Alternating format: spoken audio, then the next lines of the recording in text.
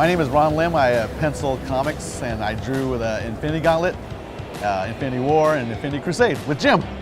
And I am Jim, as he told you and blew my line. I'm Jim Starlin, the whole name, and I write comics, and I used to draw them, and my firstborn in the comic book industry was Thanos, and Gamora and Drax and the Infinity Gauntlet came along afterwards, and various other jobs.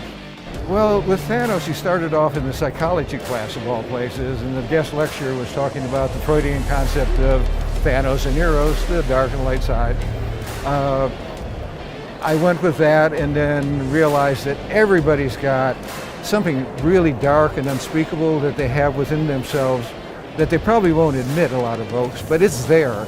And you never share that with anybody. But this guy, Thanos, he not only shares it, but he revels in it and acts upon it almost spontaneously. He thinks it out, but it is pretty much the impulse hits, he figures out the way to do it, and it happens. I've layered him up with a lot of other stuff, like having a Siam and Diane type of Cheers relationship with Mistress Death.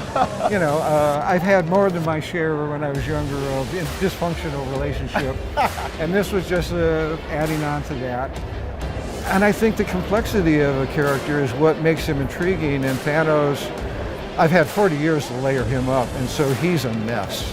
And I think that's what's got people kind of interested. What I'm kind of surprised is he's sort of become a sex symbol too. You know, everyone loves him. Who would expect that?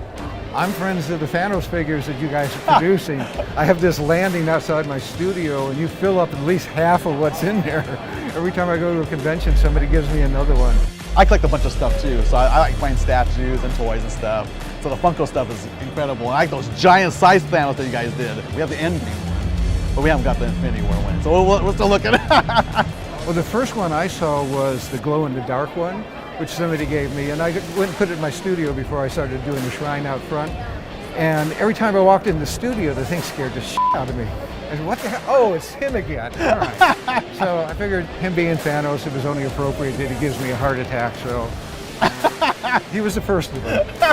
Luckily, the rest of them don't glow that much. I love the look of it. I mean, the big old head, and because it's unique with his, his purple skin, his jaw, and everything, just with a big old head, just pops out even more. So I love that. And he looks so friendly most yeah, of the exactly. time. He's so, you know, it's such the a nice antithesis guy. of what we've worked on. You know.